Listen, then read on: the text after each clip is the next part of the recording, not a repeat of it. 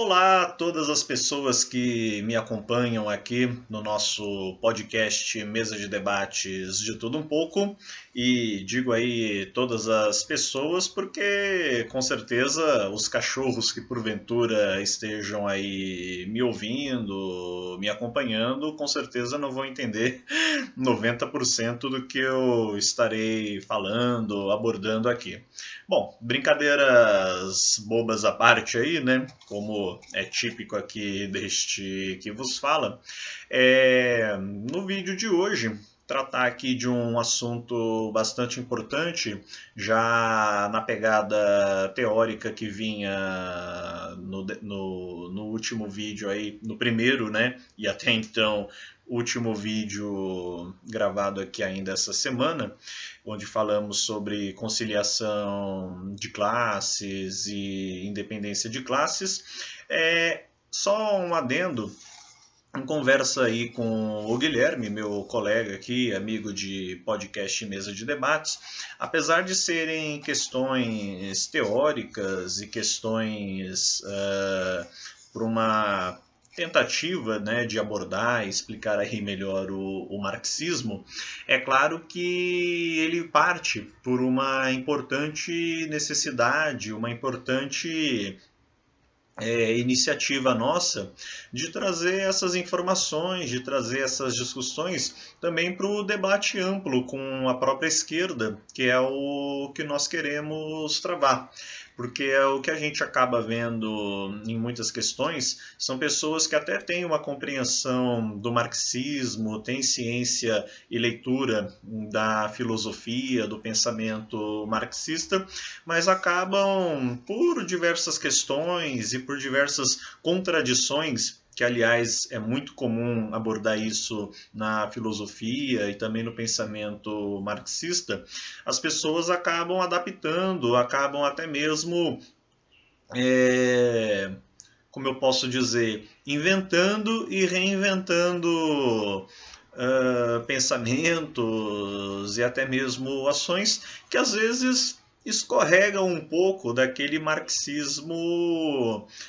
próprio, né, do marxismo originário. Quando a gente fala marxismo aqui, a gente está pensando evidentemente em Marx e também em Engels, né, os chamemos aí de pais fundadores do pensamento marxista, do socialismo científico. E no vídeo de hoje quero discorrer aí um pouco sobre o Estado burguês. Antes de entrar na questão do Estado burguês, ainda sobre o que eu vinha falando, é importante a gente trazer essas teorias até como questões de colocá-las também na prática e serem discutidas, porque infelizmente grande parte da esquerda acaba entrando em discussões e desavenças e muitas vezes esquecendo grande parte dos princípios e dos ensinamentos mais concretos aí do pensamento marxista. Então esse é um lado que a gente quer estar trazendo, quer estar abordando aqui também. A faculdade, por exemplo, por um outro lado, um outro viés, usando um termo aí que o próprio Guilherme cunhou, e acredito que outros teóricos também utilizem, ela acaba apresentando por um outro viés, se às vezes a gente vê nos movimentos de esquerda uma prática com uma ligação equivocada da base teórica marxista, às vezes a gente vê uma base teórica marxista forte, por exemplo, nas universidades, nas pesquisas, mas não vê uma prática. É o chamado, como o Guilherme mesmo colocou, marxismo estéril. Você tem um profundo conhecimento, você tem uma ótima base e uma excelente literatura marxista, mas você não tem um avanço para isso, você não tem você não tem finalmente, você não tem e o que vamos fazer, ou pegando aí em Lenin, né, o que fazer. Eu estava até reparando aí, assistindo alguns vídeos pela Boitempo, excelentes teóricos, excelentes intelectuais brasileiros do marxismo, mas eu senti que, embora muitos até deem a entender que há essa necessidade, mas parece que eles têm medo da palavra revolução. E era uma palavra até bastante usual para o próprio Marx, para o próprio pensamento marxista, né? E essa questão da revolução até falaremos aí um pouco mais para frente, por conta justamente do problema que vamos trazer aqui para o nosso vídeo de hoje. Pois bem, o Estado burguês, na concepção marxista, né, Marx entende que o Estado ele não é algo novo, e eu digo novo olhando para a época dele, para a época em que ele estava observando as questões do Estado. O Estado já é uma formação aí milenar, algo que acompanha praticamente o desenvolvimento da humanidade, e podemos dizer que num momento de socialismo primitivo, num tempo onde não havia divisão de classes, com a questão da superprodução, com a questão da humanidade adquirindo capacidade de produzir mais do que aquilo que ela até então de fato consumia, nós tivemos a separação, as divisões do trabalho, nós tivemos uma divisão artificial entre os produtores e os administradores da produção, os administradores do excedente de produção e, consequentemente, a divisão de classes e esses administradores da produção sendo, portanto, os administradores do Estado e os primeiros fundadores daquilo que a gente já poderia aí estar considerando como Estado. A questão do Estado, então, ela passa aí pelas primeiras sociedades em desenvolvimento, desenvolvidas, e aí os modelos de produção que nós conhecemos até então. O escravagista, né, o escravagista clássico europeu, pegando aí por outros modelos escravagistas na Ásia, na África e entre outros, né, que se tem notícia, até também passar por uma questão de Estado, embora fosse um Estado não muito bem elaborado, embora fosse um Estado não muito não sei se eu poderia usar essa palavra, mas determinante, nós tínhamos também o Estado no feudalismo, mas apenas com as revoluções burguesas e as revoluções industriais, ou a grande revolução industrial e as suas diversas etapas, é que a gente, de 3 séculos para cá, é que a gente poderia começar a falar no surgimento, no desenvolvimento, na criação de estados burgueses, quando com a decadência da Idade Média, com a decadência da nobreza e até mesmo, dependendo do país, a execução da nobreza, realeza e do regime do status quo até o momento, a burguesia passa a ascender, que já havia até mesmo ascendido socialmente, passa então a de fato controlar o Estado e não apenas ela ser uma financiadora enquanto pagadora de impostos, mas agora ela própria sendo a determinante e a mantenedora, manejadora, enfim, a grande administradora do Estado. E onde é que mora o grande problema? Bom, a burguesia tendo o controle do Estado, e o Estado, para Marx, sendo um produto da desigualdade de classes, e também uma ferramenta de controle de classes e que impeça que o proletariado possa ascender, que o proletariado possa se organizar e até mesmo se emancipar, é evidente que a burguesia precisa do Estado, consequentemente do Estado burguês, como forma de manter as coisas como elas estão, de se manter no poder, de se manter na organização, nas grandes decisões e, claro, manter o seu status, manter a sua produção, mantendo a sua exploração e a sua dominação sobre as classes abastadas, sobre o proletariado, sobre o campesinato e afins. Consequentemente, falando assim bastante em linhas gerais, isso é o que a gente entende, né, dentro de uma ótica, de uma leitura marxista, isso que compreendemos como Estado burguês. E qual é a grande pegada? O Estado burguês, esse Estado liberal, o Estado liberal burguês, esse aí moderno de 3 séculos para cá, claro que em diferentes países, em diferentes situações históricas, mas grosso modo ambos com o mesmo objetivo de classe, ele acabou sendo aí um modelo para você oprimir a classe operária e não deixar verdadeiramente que ela tenha aí a sua liberdade, a sua emancipação. Há criada uma falsa consciência, há criada todo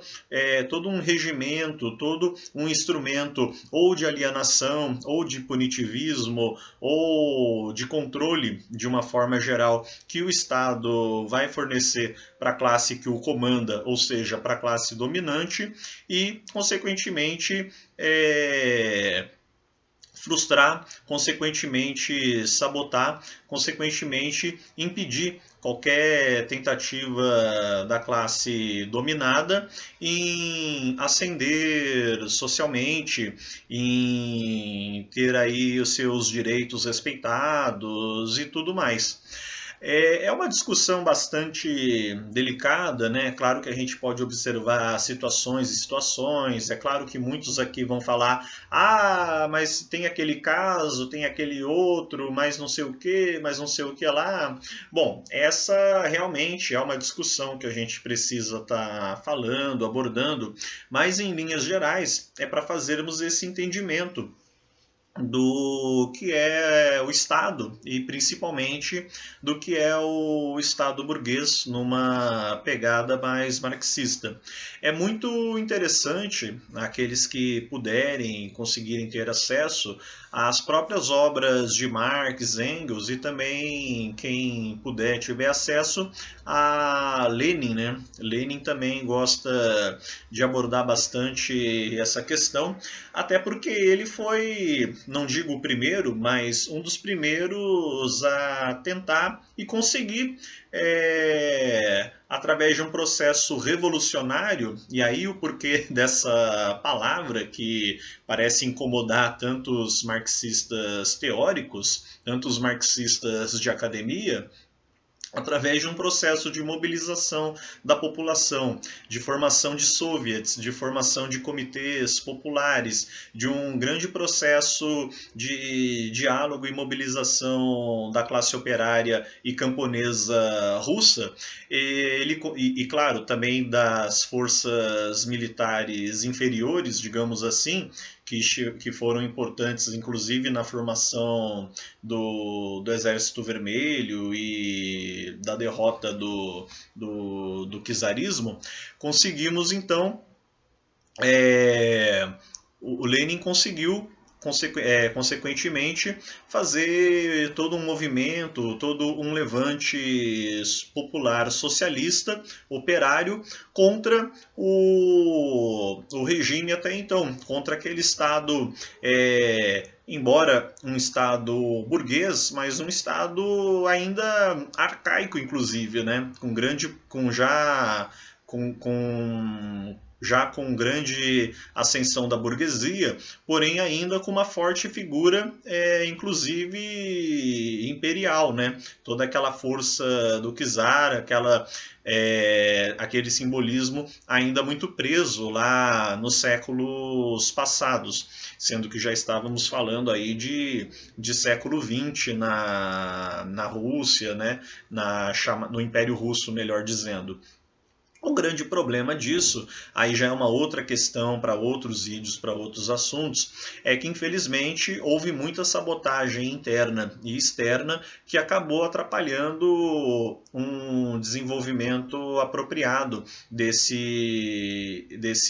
novo Estado, dessa nova forma de Estado, desse Estado socialista, que seria o quê? Justamente um Estado controlado pela classe até então dominada, onde ela passaria a ser a classe dominante para subjugar a burguesia, subjugar os dominadores de outrora, até conseguir, ao longo de um período, não dá para a gente dizer quanto esse tempo seria necessário, aí é uma questão a ser discutida, a ser pensada, mas a partir de um Estado socialista, nós conseguiríamos finalmente uma ruptura do Estado, porque o Estado perderia o seu objetivo com o socialismo. O Estado, uma hora, deixaria de ser necessário, já que ele é uma ferramenta de controle, de fiscalização, de punição e podemos até mesmo dizer que de alienação da classe oprimida, do operariado, ele passaria então a não ser mais necessário, pois estaríamos num regime sem divisão de classes, estaríamos numa sociedade sem divisão de classes, consequentemente o Estado não se mostraria mais necessário. Eu estou aqui dando uma pincelada, né? Trocadilhos à parte, porque a teoria, né, toda essa questão, ela é muito mais complexa, ela exige aí um longo estudo e um aprofundamento aqui, que é sempre importante a gente buscar. Mas é importante trazer essas questões para a gente refletir e até entender nesse processo eleitoral e nesse processo político, mais abrangentemente falando, o que é que nossos candidatos propõem, o que é que os partidos, principalmente os partidos de esquerda, propõem e quem é que está demonstrando aí um melhor entendimento de como superar as crises, de como chegar a um controle do Estado, visando futuramente exatamente o fim desse Estado. Porque não basta você chegar ao poder, burocratizar o Estado e ser uma suposta sociedade socialista, sendo que, na verdade, você é uma sociedade burocratizada. Você é um pseudo-socialismo burocratizado e que mantém as mesmas estruturas semelhantes às do Estado capitalista de outrora. Na verdade, você continua sendo capitalista, né? O grande problema é esse. Você só está dando aí para si um nome diferente, mas sem deixar a estrutura daquilo que outrora você dizia combater. Então é por isso que essa discussão é importante da gente estar trazendo nesse período eleitoral, mas não só para ele, evidentemente, porém para a gente tentar entender como que as candidaturas, né, as candidaturas de esquerda estão pautando todas essas discussões, porque elas são importantíssimas. Até para a gente não cair em contradições de confiar no candidato A, B ou C, que se coloca com um discurso aparentemente progressista, com um discurso aparentemente de esquerda, mas que vai manter e que vai inclusive continuar utilizando o Estado como aquilo que ele é, como esse instrumento de divisão e dominação de classes, justamente aquilo que Marx combatia. Então, Outra coisa que também é falaciosa é dizer que Marx ou que o marxismo, que o socialismo, eles pregam um Estado totalitário ou um Estado máximo. Na verdade, é justamente um controle do Estado por uma ditadura democrática do proletariado, apesar desse termo ditadura democrática para os mais leigos soar bastante esquisito, mas estamos falando aí da necessidade de uma ditadura democrática do proletariado, porque essa sim seria democrática de fato, já que nós vivemos numa ditadura burguesa, né? E o Estado burguês ele está aí para justamente garantir isso. Então, a ditadura democrática do proletariado, através de um processo revolucionário, faria por onde destruir o Estado burguês e com um Estado operário, com um Estado socialista, nós faríamos uma espécie de limpeza, uma espécie de transformação, uma espécie de conserto de tudo aquilo que precisa ser ajustado para a emancipação humana e quando essa emancipação for atingida, nós não teremos mais, portanto, uma sociedade dividida em classes e, consequentemente, nós não teremos mais a necessidade do Estado, como eu havia dito anteriormente. É complexo, eu sei, não é algo que está tão dado como alguns parecem. Mesmo grandes pensadores do marxismo têm sim até mesmo uma certa dificuldade em passar isso em poucas palavras, em poucos minutos para as pessoas, mas eu espero, de uma certa forma, ter feito aí o meu melhor para fazer pelo menos uma ilustração daquilo que a gente quer acender aí na cabeça daqueles que nos acompanham, daqueles que nos ouvem,